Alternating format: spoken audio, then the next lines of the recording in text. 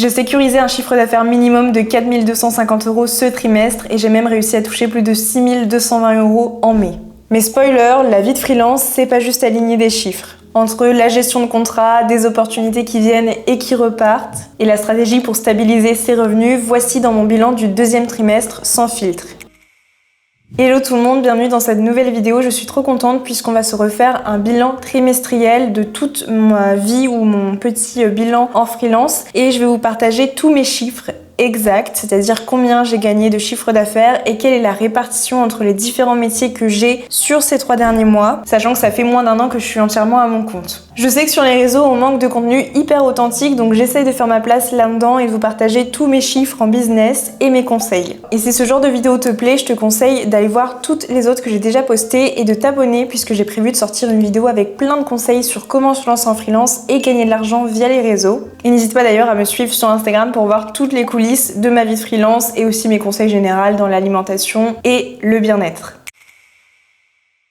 Aujourd'hui en freelance, je m'en sors plutôt bien. Je ne sais pas combien de temps ça va durer, si ça va fluctuer encore plus. J'espère que oui, en tout cas si ça se stabilise là, c'est déjà très bien. Mais avec ça, il y a aussi l'envers du décor, à savoir que je communique sur mes réseaux sociaux, que je suis créatrice de contenu et que donc à travers tous ces petits corps de métier ou les différentes activités que je fais à mon compte, il y a aussi des collaborations qui vont venir et repartir et une gestion qui peut être assez difficile. Ce dernier trimestre par exemple, j'ai eu pas mal de propositions de collaboration en influence ou en UGC, donc des inbound, c'est-à-dire qu'on me contacte sur Instagram ou par mail, et c'était avec des assez grosses entreprises comme Vinted, Bricomarché, et pour autant ces 5 propositions n'ont jamais été concrétisées parce que ça veut pas dire que vu que tu as des assez bons chiffres, tu n'as aucun échec, c'est faux. Tous les mois on me contacte et tous les mois j'ai des choses qui peuvent partir. Je me suis dit qu'avant de vous balancer tous les chiffres, ce serait bien de vous parler un peu des clients que j'ai eu ces derniers temps, c'est-à-dire des petites collaborations en one shot, en influence ou en UGC, et aussi les clients long terme. Déjà avec l'application Viewvee, en juin, j'ai réalisé 2 collaborations, une avec Indie que j'utilise d'ailleurs au quotidien et une avec Apivore en alimentation. Je recevrai le paiement que en juillet, mais c'est quand même des collabs que j'ai eu ces derniers mois. Ensuite, j'ai eu des propositions spontanées, c'est des collabs en one shot, en général c'est une seule vidéo. Et c'est des entreprises qui m'ont contacté majoritairement sur Instagram. On a donc Goupy, Primal, Veg Milk et Maille, ça c'était par mail, donc trop contente, c'est Maille, la moutarde, les cornichons, etc.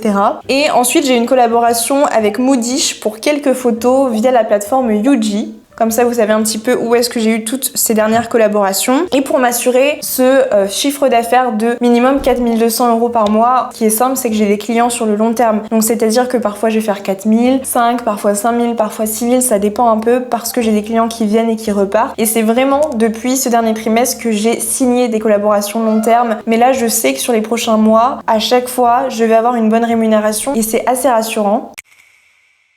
J'ai 6 clients long terme, que ce soit en influence ou en communication. Cosbiotique en influence, Amosids pour l'UGC, Terroir du Liban, Maison Bellora, Lamburgerie et River Clean en marketing et en communication. Donc je gère autant toute la communication sur les réseaux, la prise de photos, la prise de vidéos et aussi la partie marketing avec les ads, que ce soit Google Ads pour River Clean ou les ads sur Meta pour les autres entreprises. Lamburgerie, donc c'est un restaurant de burgers, on n'a pas encore commencé les ads. Pour l'instant, c'est vraiment du community management pur et dur, mais avec beaucoup de photographies et de vidéos à faire et je trouve ça trop cool. Lamburgerie, c'est un nouveau client que j'ai signé en avril. On a commencé au mois de mai, donc c'est vraiment le tout nouveau où on commence sur du long terme directement, où je les ai lancés sur les réseaux. Et c'est une offre que j'avais tout simplement trouvée sur LinkedIn, à laquelle j'ai postulé. C'est rare que je postule, mais à ce moment-là, j'avais besoin de plus de clients, donc je les ai contactés.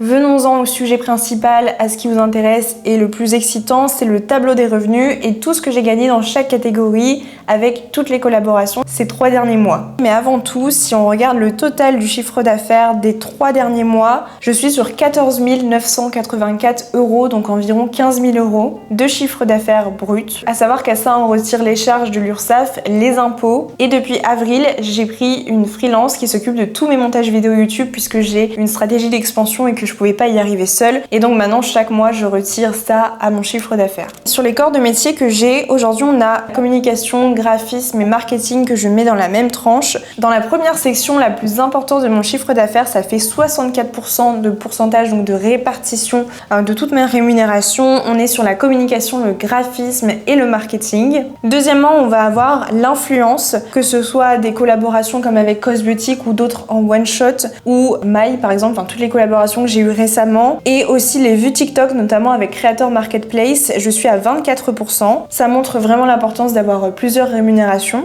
et plusieurs sources de revenus. Ensuite, la création de site internet, puisque j'en ai fait un dernièrement, on est sur 6,61%, 2,90% en UGC parce que j'ai pas fait énormément de collaborations ces derniers temps, mais c'est quand même un petit plus à la rémunération, et environ 1% avec l'ebook puisque j'ai vendu mon ebook. C'est vrai que je l'ai pas dit dans le petit récap d'avant, mais c'était pas le plus important. J'ai lancé mon ebook en début d'année et j'ai fait quelques ventes, ça fait vraiment peu. Au total, j'ai dû faire 50 € à peu près, même pas, un petit peu moins de 50 €.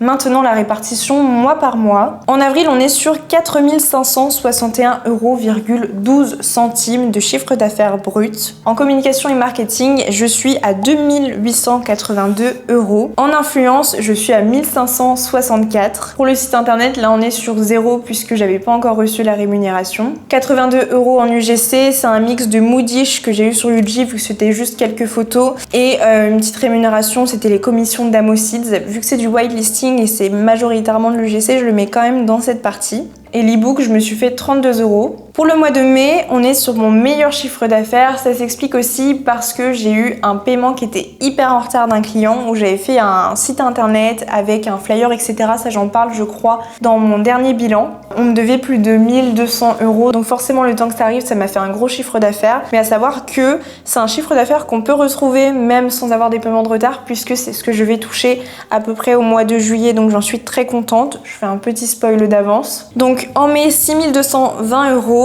En communication, je suis donc à 3225. En influence, je suis à 1612. Pour le site internet, je suis à 990. C'est une petite partie puisqu'il y avait l'acompte qui a été payé au premier trimestre. Et au troisième trimestre, il y a la partie formation WordPress que j'ai fait pour ma cliente. Donc c'est en 3 paiements séparés. En UGC, j'ai eu 333 € à peu près avec Amosids et Primal. Primal, c'était un mix d'influence et UGC. En fait, j'ai commencé la collaboration en avril, donc c'était un des paiements en influence. Et ensuite, j'ai eu des commissions sur les ventes, donc au total, je me suis quand même fait une assez bonne somme. Et 10,86 € pour le e-book. Pour le mois de juin, on est sur 4203 €. En communication, j'ai fait 3520.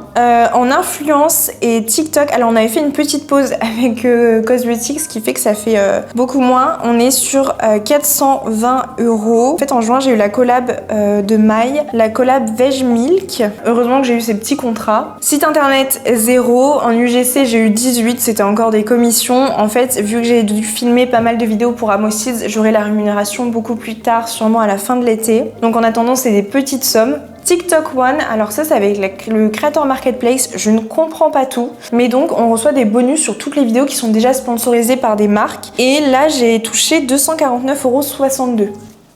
Voilà, je ne vais pas dire non, donc c'est ce que j'ai reçu au mois de juin, et c'est tout du coup pour ce mois de juin où je suis à 4203. Si je fais une petite analyse de ces chiffres, ce qui est intéressant, c'est qu'en avril, j'ai déjà eu un petit lancement et une transition entre quelques clients. Donc j'ai signé avec l'hamburgerie, ça a commencé qu'au mois de mai. J'ai aussi signé pour du plus long terme avec Maison Bellora. C'est Sarah donc qui s'est lancée, qui a lancé son institut dans le drainage lymphatique, les massages, etc. Ça c'est une cliente, j'en parle dans mon dernier bilan aussi, mais qui est venue directement à moi et qui m'a contactée tout simplement sur Instagram. Petit à petit, en ajoutant tous ces clients, ça me fait me stabiliser, et en juin, je suis vraiment dans une stabilisation plutôt réussie, puisqu'entre temps ça reste un petit mix entre tout, et c'est vrai que ça restait compliqué. Et si on regarde en arrière sur mon premier chiffre d'affaires, il me semble que quand je me suis lancée en septembre, j'avais touché 1008, ensuite j'étais montée à 2000, il y a un moment j'avais peut-être touché les 3-4 000, j'étais trop contente, mais c'était pas du tout aussi bien stabilisé qu'aujourd'hui, et ça montre que ça peut prendre des mois, ça peut prendre des années, ça peut fluctuer, hein, ça peut d'un coup baisser, mais le but c'est d'essayer d'avoir une bonne stratégie pour stabiliser tout ça, et le mieux c'est vraiment d'avoir des clients clients sur le long terme. Moi aujourd'hui j'ai une stratégie qui n'est pas dans le fait d'aller prospecter, plutôt d'être sur un maximum d'applications, de plateformes, donc en allant aussi quand même parfois des fois candidater à des petites offres, que ce soit en UGC ou en CM. Donc je suis sur plein d'applications, j'en parlerai dans une prochaine vidéo et j'en ai déjà parlé dans plein d'anciennes aussi. Et je suis en train de faire mon site internet qui devrait bientôt se terminer. J'ai 2 comptes Instagram, plus TikTok, plus YouTube, et aujourd'hui je vais vraiment faire une grosse stratégie d'expansion sur YouTube étant donné que je suis déjà bien occupée avec tous mes autres clients. Pour moi, c'était pas possible de réussir sur YouTube sans avoir une monteuse vidéo, donc j'ai pris une monteuse, ce qui fait que ma rémunération à moi, elle baisse un petit peu, puisque si on regarde les chiffres d'affaires du trimestre, en avril, sur les 4500 de chiffre d'affaires, j'ai vraiment fait net 3600, ce qui est déjà bien, parce qu'en fait, j'ai l'URSSAF qui passe tous les mois et j'ai aussi à un moment investi pour un objectif d'appareil photo, j'ai investi pour une caméra, enfin j'ai investi un petit peu partout. En mai, sur les 6200, j'ai touché réellement 4400 €. Et en juin, c'était un petit peu la décadence parce que j'ai fait vraiment beaucoup d'investissements. J'ai réservé des petits Airbnb par-ci, par-là. Je sais même pas ce qui a été comptabilisé. En fait, je regarde tout ça sur Indy. J'ai fait 4002 de chiffre d'affaires. On retire ce que j'ai payé en honoraires, le matériel et l'URSSAF. Ça me fait 1008 net. C'est vraiment plus mauvais, on va dire, revenu net là que j'ai eu ces derniers temps. Mais en fait, je trouve que c'est important d'investir et pour l'instant, ça porte vraiment ses fruits. Pour mes apprentissages de ces derniers mois, parce que je vais pas dire cette dernière année et de ce dernier trimestre, c'est de ne jamais dépendre d'une seule source de revenus, le fait de diversifier mes sources de revenus et d'avoir du long terme plus des clients en one shot. Ça me permet vraiment d'arriver avec un business assez serein, de me sentir bien, d'avoir des bons chiffres d'affaires et de mettre de côté tous les mois. Ensuite, c'est de ne pas négliger le pouvoir des plateformes. Tu peux utiliser des applications comme Viewvee, comme Yuji et bien d'autres pour lancer ton activité, pour avoir plus de projets, ne pas en fait tout le temps prospecter, moi ça me donne mal au crâne, et essayer de faire sa propre communication, de toute façon sa pub sur les réseaux. Et ensuite c'est d'essayer de gérer sa charge mentale. C'est vrai que je l'ai beaucoup mieux fait qu'au dernier trimestre. J'ai pris pratiquement tous mes week-ends, bon sauf ce week-end là je filme, on a un samedi, sous gros lendemain de soirée. En fait j'ai essayé donc déjà de déléguer des tâches, donc d'investir pour faire de meilleures choses. Pour YouTube j'investis beaucoup, là je vais aussi faire ce mois-ci un tournage au drone et je vous filme tout pour le prochain vlog qui sort au mois de juillet, donc il faut vraiment que vous vous abonniez pour regarder. Je pars à Annecy, je pars à Lyon en quelques jours et ça me permet de faire des super contenus, principalement dans l'alimentation puisque c'est ma niche. Et en fait c'est des dépenses qui aujourd'hui font qu'on a l'impression de perdre de l'argent, mais c'est vraiment un investissement et si tu veux réussir dans une entreprise, je pense que tu dois un minimum investir et essayer de t'en sortir de la sorte. Si d'ailleurs vous avez des questions et que vous êtes un petit peu perdu par rapport à ça, n'hésitez pas à mettre un commentaire, c'est fait pour ça, ou à me contacter sur Instagram, donc soit sur mon Instagram sur lequel je fais de la création de contenu, soit sur mon Instagram qui est vraiment pour la communication, le web design, etc. Donc là où moi je fais ma pub, sachant que ces derniers mois je n'ai pas du tout publié dessus. Pareil pour LinkedIn, j'ai un peu délaissé ça, mais vous pouvez m'envoyer des messages, je vous répondrai. Il faut que j'essaye de poster un petit peu plus. Moi le but c'est d'avoir une communauté et de pouvoir vous aider aussi à ma manière. J'utilise au quotidien l'application Indy, d'ailleurs c'est pas une pub dans cette vidéo, j'aimerais bien. Pour faire toutes mes factures, mes devis, pour faire un suivi de mon chiffre d'affaires. Tous les mois aussi, j'utilise Notion et je note ce que je pense gagner les mois suivants. Ça me permet de me sentir plus sereine et de savoir ce que je vais mettre de côté. Concernant l'épargne et les fichiers Excel, j'ai sorti une vidéo à ce sujet que je vous conseille d'aller voir si vous voulez un petit peu mieux vous en sortir. Au niveau de l'argent, car je sais que ça peut être une source hyper stressante. Et avant de terminer cette vidéo, je voulais juste vous parler un petit peu statistiques au niveau des réseaux. Je suis assez contente. C'est surtout la fin juin, début juillet que je suis en train de percer, je ne sais comment, enfin je ne sais comment avec des vidéos tout simplement. Et c'est notamment avec Instagram, donc j'avais moins de 5000 abonnés, j'ai dépassé les 5000 il y a 2 semaines, là je suis déjà à presque 7000 d'un coup, que j'ai pas mal de collaborations et ça montre qu'on n'a pas besoin d'être non plus hyper connu pour réussir, donc si ça peut vous donner un petit peu d'espoir. Sur Instagram, au mois de juin, j'ai fait plus d'1 500 000 de vues, sachant que j'ai quand même quelques publicités qui tournent et je suis j'ai eu 592 000